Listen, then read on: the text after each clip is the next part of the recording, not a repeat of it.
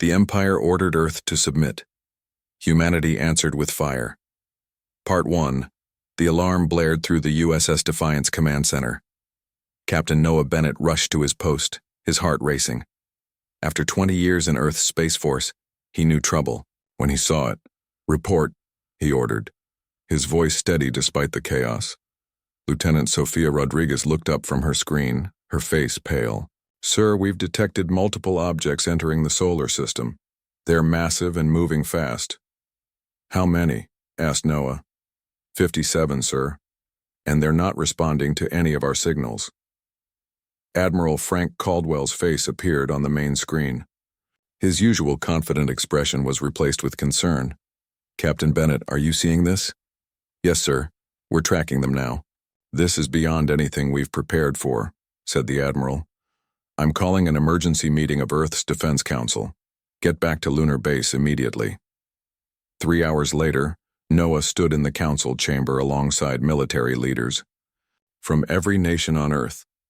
Dr. Olivia Martinez, the leading xenobiologist, displayed images of the approaching fleet on the main screen. "The ships are unlike anything in our records," she explained. "Their technology is far beyond ours. Based on their formation and design, they appear to be a military force." The room fell silent as the reality sank in. Humanity was no longer alone in the universe, and their first visitors had come with an army. "How long until they reach Earth?" asked the Chinese general. "At their current speed, 3 days," replied Olivia. The Russian commander slammed his fist on the table. "We must prepare for war." "With what?" the Indian admiral countered. "Our most advanced weapons would be like throwing rocks at a tank." Noah cleared his throat. "Admiral Caldwell, I request permission to take the Defiant to meet them before they reach Earth. If they're here for peaceful contact, we should greet them properly. If not, we need to know what we're facing." The Admiral nodded. "Permission granted, but take no chances, Captain. Your ship is the most advanced we have. We can't afford to lose it." 24 hours later, the USS Defiant floated in space, waiting. Noah stared at the view screen as the alien fleet approached. They were beautiful in a terrifying way, massive ships that gleamed like black diamonds against the stars. "They're slowing down," reported Sophia. "One vessel is breaking formation and heading toward us." "Weapons status?" asked Noah. "Ready, sir, but I doubt they'll make much difference." The alien ship stopped half a kilometer from the Defiant. It was enormous, at least 20 times the size of the human vessel. "They're scanning us," said Sophia. "Our systems are being accessed." Before Noah could respond, the view screen changed. A figure appeared, tall and reptilian with purple scales and 4 yellow eyes. When it spoke, the ship's computer translated, "I am Ambassador Zarketh of the Varaxian Empire. Your primitive vessel has been scanned and presents no threat. Prepare to receive boarding party." Noah straightened his uniform.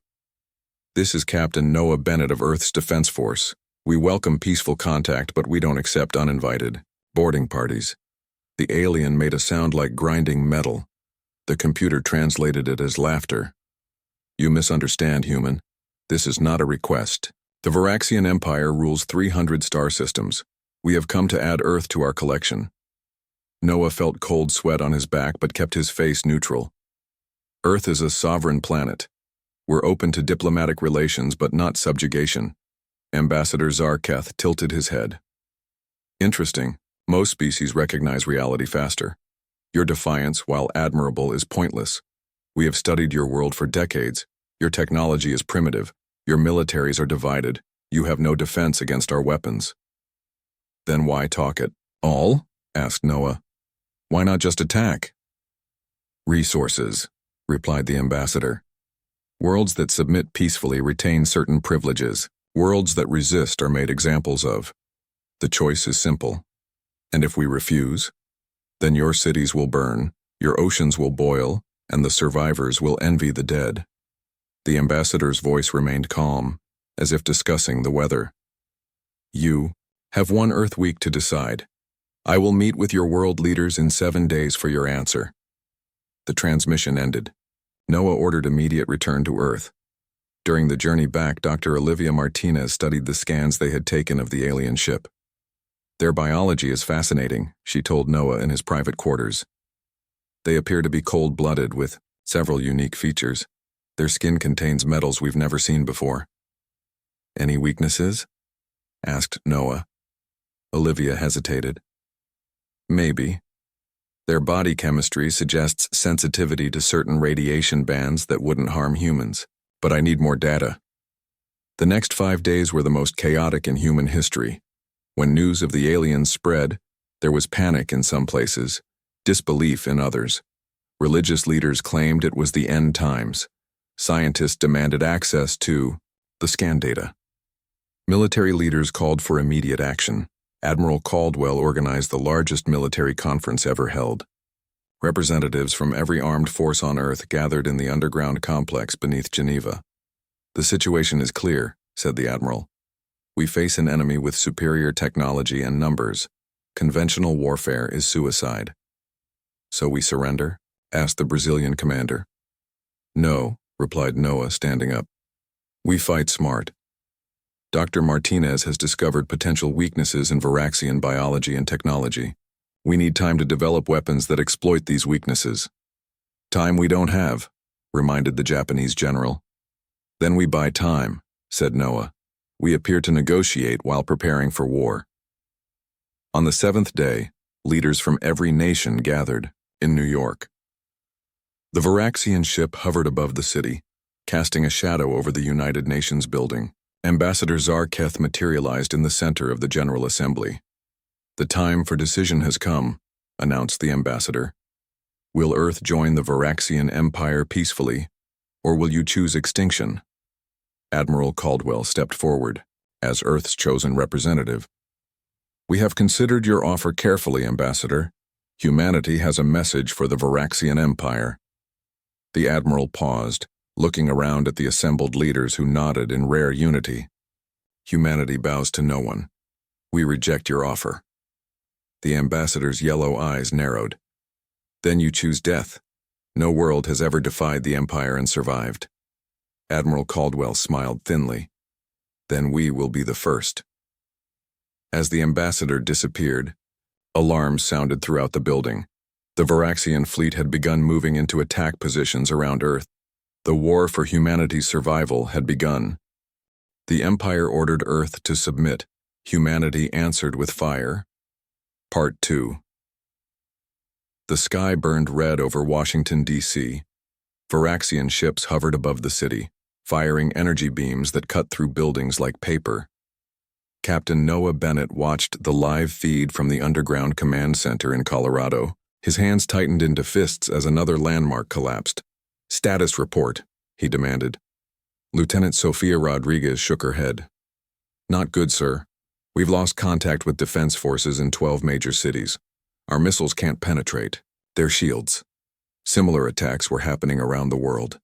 London, Beijing, Moscow, Tokyo, all under fire. The Varaxian Empire had wasted no time after Earth's refusal to surrender. Dr. Eric Patterson rushed into the room, his lab coat stained with coffee. Captain, I think we have something. What is it? Asked Noah. Dr. Martinez's research on Varaxian biology showed they have sensitivity to certain radiation frequencies. I've modified some of our weapons to emit those frequencies. Admiral Caldwell joined them, his face grim. Will it work? In theory, said Eric. But we need to test it. Sophia suddenly pointed at her screen. Sir, look at this. I've been analyzing the Varaxian attack patterns. They're predictable. They always follow. The same formation no matter what we do. Noah studied the data. You're right.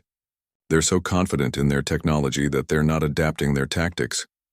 That's our opening, said the Admiral. Patterson, how quickly can you modify our remaining fighter jets? 24 hours for a dozen aircraft, replied Eric. Do it, Captain Bennett. I'm giving you command of this operation. Hit them when they least expect it. While Eric's team worked, Samantha Wells, a civilian hacker recruited by the Earth Defense Force, made another breakthrough. She had managed to intercept some of the Varaxian communications. They're not as advanced in cybersecurity as they are in weapons, she told Noah. I can't crack everything, but I've identified their command frequencies. Can you disrupt them? Asked Noah. Samantha smiled. Better. I can listen in. They're planning to attack our remaining military bases tomorrow, starting with the one in Alaska. This gave them the perfect opportunity. Noah gathered the pilots for the modified fighters. This is a hit-and-run mission. You get in, test the new weapons, and get out. We need to know if they work before we commit more resources. The next day, as Varaxian ships approached the Alaskan base, Earth's fighters were waiting. Hidden in the mountains, they launched a surprise attack. The new weapons glowed with an eerie blue light as they fired. To everyone's shock, the modified beams passed right through the Varaxian shields. 3 enemy ships crashed into the snow-covered mountains. Commander Kyle Wren, a Varaxian military officer watching from his command ship, couldn't believe what he was seeing. Impossible. Their weapons are too primitive. He contacted High Command immediately. The humans have developed something unexpected. Request reinforcements. His superior's voice was cold. You have sufficient forces to crush these insects, Commander. Do not request additional resources for such a simple task. Kyle Wren gritted his teeth.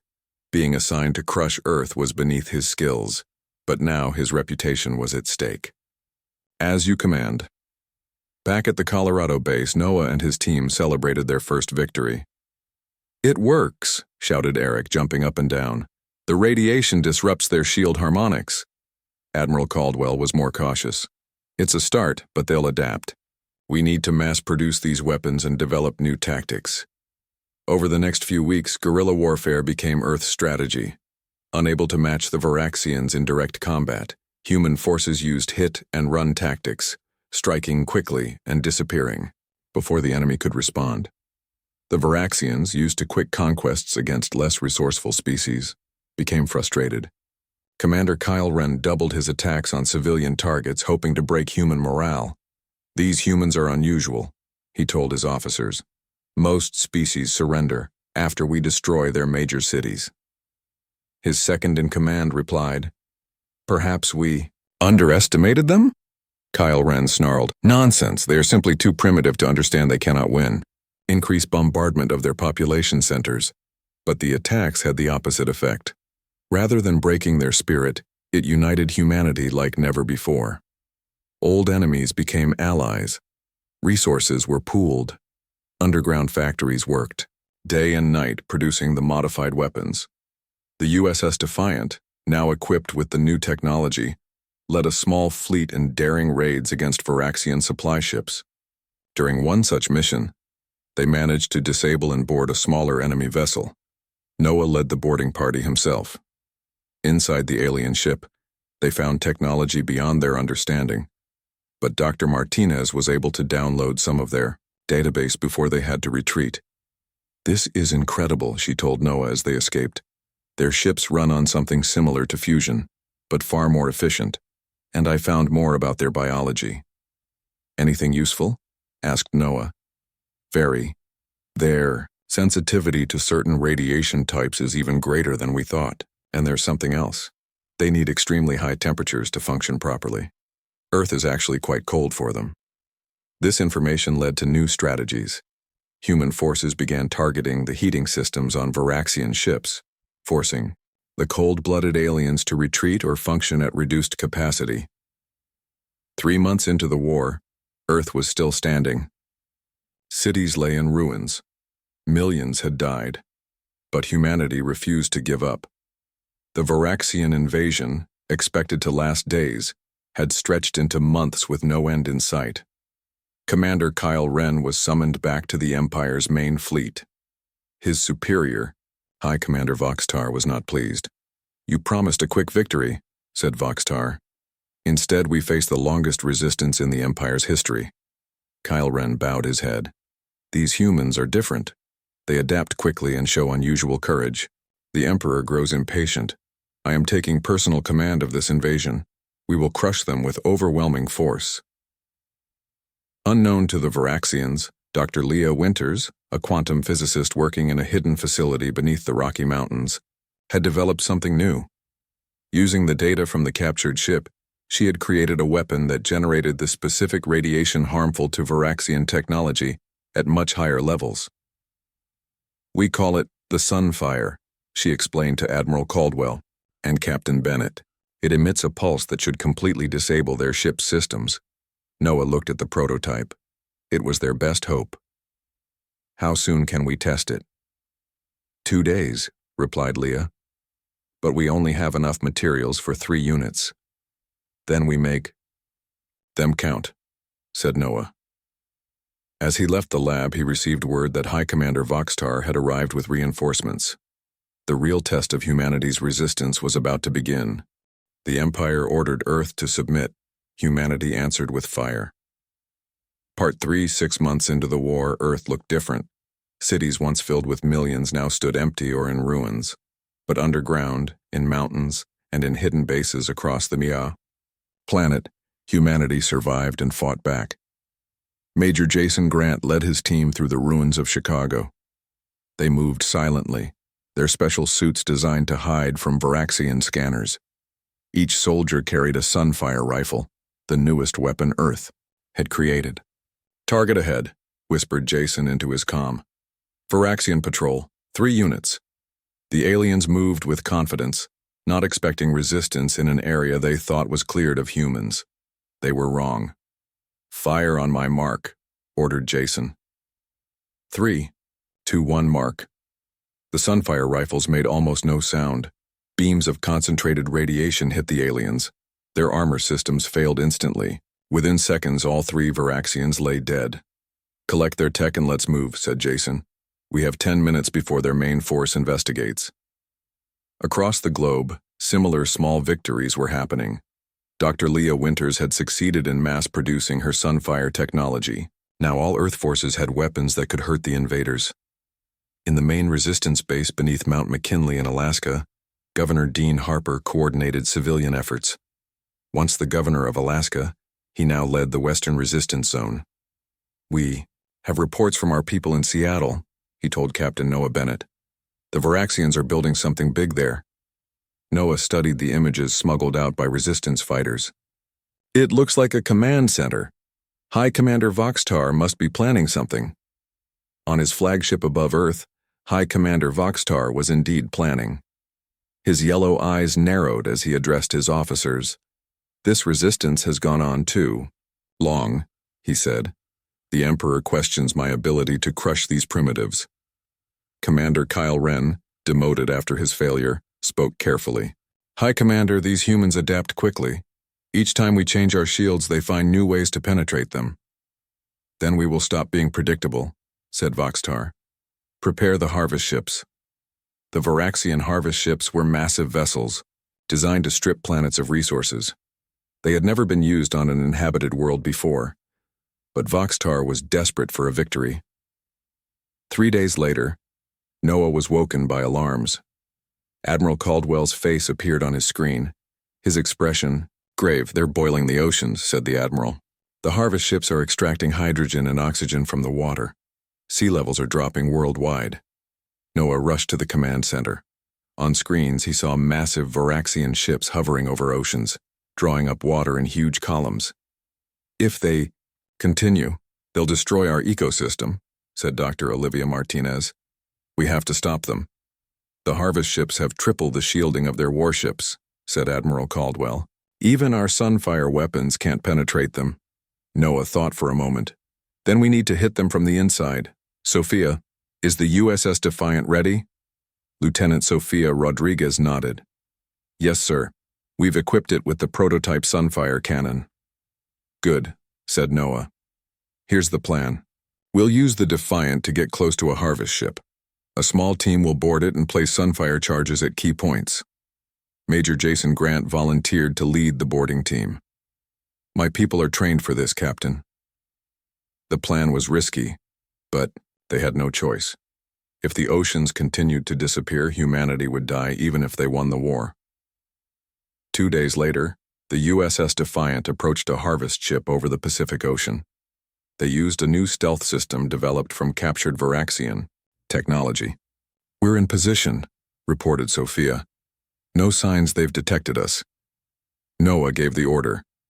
Launch the boarding team. Major Grant and his 5 soldiers flew from the Defiant in small, one-person craft. They landed on the Harvest ship's hull, near a maintenance hatch Dr. Winters had identified from stolen plans. "We're in," reported Jason over the secure comm. "Moving to target points." Inside the massive ship, the team split up. Each soldier carried sunfire charges powerful enough to disable the ship's systems. They moved through corridors filled with steam and humming machinery, avoiding Varaxian patrols. On the Defiant, Noah watched their progress through cameras on their suits. "They're doing well," he told Admiral Caldwell over a secure channel. "4 charges placed, 2 to go." Suddenly, alarms blared on the Harvest ship. One of Jason's team had been spotted. "Cover blown," reported Jason, his voice calm despite the danger. Proceeding to final targets at double speed. Varaxian soldiers filled the corridors, hunting the humans. Jason's team fought their way through, their sunfire weapons giving them an advantage in the close quarters. "Last charge placed," reported Jason, starting evacuation, but only 3 of his team made it back to their craft. The others sacrificed themselves to ensure the mission succeeded. "Detonating charges in 3, 2, 1, said Jason as they flew away from the Harvest ship. The effect was spectacular. The sunfire charges released radiation that overloaded the ship's systems. Energy surged through the massive vessel, causing a chain reaction. The Harvest ship exploded in a ball of blue-white fire visible from space. "1 down," said Noah grimly. "But there are 5 more Harvest ships." The Varaxians responded with fury. High Commander Voxtar ordered attacks on all known human settlements. But something had changed.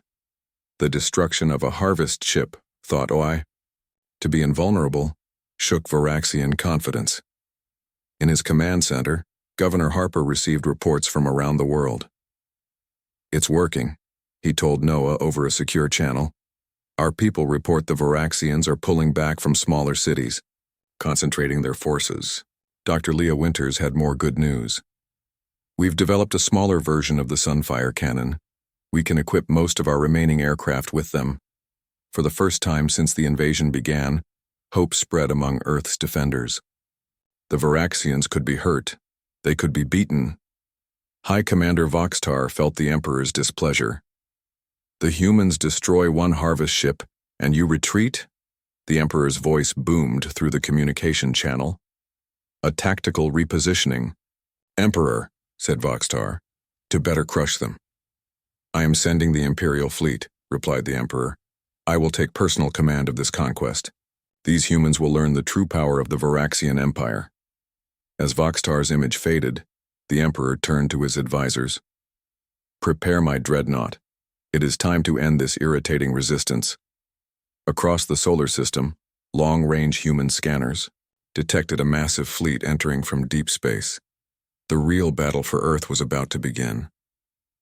The Empire ordered Earth to submit. Humanity answered with fire. Part 4. 1 year after the Varaxian Empire arrived at Earth, the war had changed. Humanity was no longer just running and hiding. They were fighting back. The ruins of Sydney served as the backdrop for the meeting between Captain Noah Bennett and General Catherine Miller, the new Supreme Commander of Earth's United Forces. They stood in an underground bunker, looking at a holographic map of the solar system. "The Emperor's fleet has reached Jupiter," said General Miller. Her face showed the strain of leadership, but her voice remained strong. "Our long-range scanners count over 300 ships, including the Imperial Dreadnought." Noah studied the red dots representing enemy vessels. "More than twice what they sent originally. They're taking us seriously now." "As they should," replied the general. "Engineer Davidson has something to show us." Alan Davidson was a quiet man who had spent the war creating new weapons and ships. He activated a different hologram showing a sleek spacecraft unlike any Earth had built before. "This is the Phoenix," said Alan. "We built it in secret facilities inside the asteroid belt. It combines Varaxian technology we've captured with our own innovations." Noah walked around the hologram impressed. "How many do we have?" 12, replied Alan. "Each armed with advanced sunfire weapons and shields based on Varaxian designs. General Miller nodded with satisfaction. It's time for Operation Wildfire. We're taking the fight to them. For months, Earth forces had been gathering intelligence and resources. Small victories had given them captured technology. Scientists had worked day and night to understand and adapt alien systems. Now humanity was ready to push back. The plan was complex but built on a simple idea. Humans were more adaptable than Varaxians. The aliens relied on superior technology and overwhelming force. They weren't used to an enemy that kept changing tactics. 3 days later, Noah stood on the bridge of the first Phoenix-class ship, renamed the USS Defiant, after his original vessel that had been destroyed months earlier. Around him, the best crew Earth could provide prepared for battle. "All Phoenix ships report ready, Captain," said Lieutenant Sofia Rodriguez. Noah took a deep breath. Begin Operation Wildfire. Across the solar system, Earth forces launched coordinated attacks. From hidden bases on the Moon, Mars, and various asteroids, fighters and the new Phoenix ships emerged. They targeted Varaxian supply lines and communication relays first. In his Imperial dreadnought, Emperor Zorthal received the reports with disbelief. No species had ever mounted such a response after a year of Imperial attacks. His 4 eyes narrowed as he studied the battle displays. "These humans continue to surprise us," he said to his advisors. "Their new ships have capabilities similar to our own." High Commander Voxtar bowed low. "They have been capturing and studying our technology, Emperor. Each defeat teaches them more." "Then we will give them no more lessons," replied the Emperor. "Prepare the main fleet for a direct assault on their planet. We will end this now." But the humans had anticipated this move. As the Varaxian main fleet moved toward Earth, they faced a new weapon. Earth scientists had developed what they called the Solar Lance, massive cannons hidden on several moons and asteroids that fired concentrated sunfire energy. The first blasts tore through multiple Varaxian ships, including one of their largest cruisers. The Emperor watched in shock as the cruiser broke apart, its shields useless against the new weapon. "Impossible," he shouted. "No primitive species should have this capability." Meanwhile, Noah led a special mission. While the main battle raged near Mars, the USS Defiant and 2 other Phoenix ships slipped behind enemy lines. Their target, the Varaxian flagship where High Commander Voxitar coordinated their forces. "We're approaching the flagship," reported Sophia. "Stealth systems holding." Noah nodded. "Launch the boarding team." Major Jason Grant led the elite team again. They had trained for months for this mission. Their goal was not to destroy the flagship but to capture its central computer core, which contained the complete Varaxian battle plans and technical specifications. "We're inside," reported Jason over the secure comm. Moving to the computer core. The team fought their way through the ship, their experience with Varaxian layouts helping them avoid main defense points. 20 minutes later, they reached the computer core. "Beginning data extraction," reported Jason. 5 minutes until complete. On the bridge of the Varaxian flagship, High Commander Voxitar received an alert. "Intruders in the computer core. How did they get aboard?" Before his officers could respond, the ship shook violently. The USS Defiant had dropped its stealth field and opened fire, creating a diversion for the boarding team. "Shields failing on decks 5 through 9, reported a Varaxian officer. "Their weapons are penetrating our defenses," Voxtar snarled, in fury. "Kill the humans in the computer core. Launch all fighters against their ship." But it was too late. Jason's team completed the data extraction and fought their way back to their entry point. As they returned to the Defiant, Noah ordered a full attack on the flagship's propulsion systems. "Fire all Sunfire cannons," he commanded. The flagship's engines exploded in blue fire. As the massive ship drifted helplessly, Noah ordered a retreat. Their mission was accomplished. Back at Earth, the data proved invaluable. Dr. Olivia Martinez and her team worked through the night analyzing it. "We have their complete shield specification," she told General Miller. "And more importantly, we have the location of every Varaxian ship in our solar system." General Miller smiled grimly. Then it's time for Phase 2 of Operation Wildfire. With their new knowledge, Earth forces launched precise attacks on vulnerable points in the Varaxian fleet. Ships that appeared undamaged suddenly found their systems failing, as humans exploited previously unknown weaknesses. Emperor Zorthal raged as reports of defeats came in from all sectors. Never in the history of the Empire had they faced such resistance. "These humans," he snarled, "they should have broken months ago." His chief scientist spoke carefully. "Emperor, we have analyzed their tactics. They are unlike any species we have encountered. They learn from each defeat, adapting faster than we can counter." The Emperor made a decision. "Prepare my personal guard. I will lead the final assault on their planet myself." As the massive Imperial dreadnought moved toward Earth, Noah and General Miller prepared their own surprise. The solar lance weapons had been reconfigured based on the stolen data. Earth's remaining Phoenix ships gathered for one final battle. The fate of humanity would be decided in the skies above the planet that had given them birth. The Empire ordered Earth to submit. Humanity answered with fire. Part 5. The space around Jupiter glowed with explosions as the final battle began. Emperor Zorthal's dreadnought, a ship the size of a small moon, led the remaining Varaxian fleet toward Earth. Facing them were humanity's Phoenix ships and a network of solar lance platforms hidden throughout the outer planets.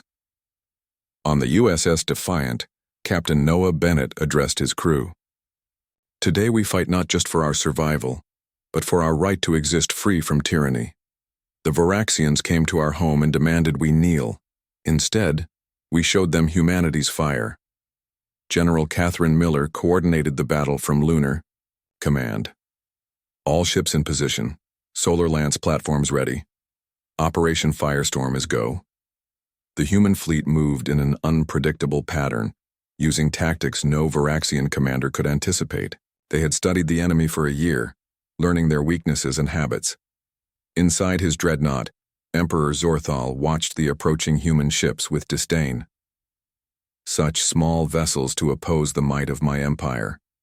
Begin the attack. Show no mercy." Varaxian ships fired energy weapons that could destroy cities, but the Phoenix ships, using technology adapted from the enemy, slipped between the blasts. They fired their sunfire cannons in precisely coordinated strikes. "First wave successful," reported Lieutenant Sofia Rodriguez on the Defiant. "Enemy outer defenses damaged. We have a path to the dreadnought." Noah nodded. "All ships, focus fire on these coordinates. We need to create an opening for the final phase." Dr. Olivia Martinez monitored the battle from the Defiant's science station. After months studying Varaxian biology and technology, she had discovered their greatest weakness. "The Emperor's dreadnought has a unique power core. If we can overload it with the right frequency of sunfire radiation, the entire ship will fail." Problem was getting close enough. The dreadnought's shields were far stronger than any they had faced before. As the battle raged, President Laura Chen spoke to Earth's population from a secure bunker. "Citizens of Earth, today we face our greatest test. For a year we have endured invasion and destruction, but we have not broken. We have not surrendered. Today humanity fights back with all our strength and ingenuity." Her words were broadcast to every resistance outpost, every hidden community, and every fighter in the fleet. They had suffered much, but they had also learned much. Noah's plan was dangerous but necessary. USS Defiant will lead a direct assault on the dreadnought. The other Phoenix ships will provide cover fire and distract their fleet. General Miller objected. "Captain, that's practically a suicide mission." "It's our only chance," Noah replied. "We have to get the Prometheus device close enough to work." The Prometheus device was humanity's ultimate weapon, created by Dr. Winters, using everything they had learned about Varaxian technology. It generated a focused burst of energy that mimicked a small star, producing exactly the radiation frequency that disrupted Varaxian systems. As the Defiant raced toward the dreadnought, other Phoenix ships engaged the Varaxian fleet. Solar lance, Platforms fired from hidden positions among Jupiter's moons, creating chaos in the enemy formation. Emperor Sorthal noticed the Defiant's approach. A single ship dares to attack us directly? Their bravery is matched only by their foolishness. Concentrate all weapons on that vessel. The Defiant shook as enemy fire struck its shields. Shield strength at 60%, reported Sophia. 50%, 40%. Noah remained calm. Stay on course. We need to get within 5,000 kilometers for the device to work. On the dreadnought, Emperor Sorthal sensed victory. The humans fight well, but they will learn that no one defies the Varaxian Empire and lives. But he had underestimated human determination. As the Defiant's shields failed, 3 other Phoenix ships moved into position, taking hits meant for Noah's vessel. We're in range, shouted Sophia. 3,000 kilometers and closing. Noah gave the order. Activate the Prometheus device. Dr. Martinez initiated the sequence. Device powering up, 10 seconds to activation. The Emperor suddenly realized the danger. What is that energy signature? All ships destroy that vessel immediately. It was too late. The Prometheus device activated, creating a miniature star between the Defiant and the dreadnought. The focused burst of energy penetrated the dreadnought's shields as if they weren't there. Direct hit, reported Sophia. Their power core is destabilizing. Systems throughout the dreadnought began to fail. Lights flickered. Weapons went offline. The massive ship drifted helplessly. Noah seized the moment. Open a channel to the Emperor. Emperor. Sorthal's face appeared on screen, his yellow eyes filled with rage and disbelief. What have you done to my ship? The same thing you tried to do to our planet, replied Noah calmly. We've shown you that humanity will not submit. Now here are our terms. Terms? The Emperor hissed. You dare offer terms to the Varaxian Empire? Yes, said Noah. Withdraw your forces from our solar system. Recognize Earth as a sovereign and independent world. Sign a non-aggression pact. Or what? Human? Noah's voice hardened. Or we activate the rest of our Prometheus devices. We've placed them throughout your fleet during the battle. With a single command, we can destroy every Varaxian ship in our system. The Emperor fell silent, calculating his options. Across the battlefield, human ships had gained the upper hand. The once mighty Varaxian fleet was in disarray. You leave me no choice, the Emperor finally said. But know this, human. No species has ever done this to the Empire before. Then let that be the lesson you take home, replied Noah. Earth is not like other worlds you've conquered. Humanity will always answer threats with fire. 2 days later, on the deck of the USS Defiant, President Chen and Captain Bennett watched as Emperor Sorthal signed the Sol Accords. The agreement recognized Earth as a sovereign power and established boundaries for Varaxian ships. This is only the beginning, said President Chen quietly. They'll be back someday. Noah nodded, and we'll be ready. We've learned much from this war. Humanity will never be helpless again. As the Emperor returned to his crippled dreadnought, Earth celebrated its hard-won freedom. In cities and underground bunkers, in mountain hideouts and orbital stations, humans cheered their victory. 6 months later, Noah stood on the observation deck of the new Earth Defense Station. Below him, the planet was healing. Cities were being rebuilt. And in orbit, a new fleet of ships was under construction. The Varaxian Empire had ordered Earth to submit. Humanity had answered with fire, and the galaxy would never be the same again.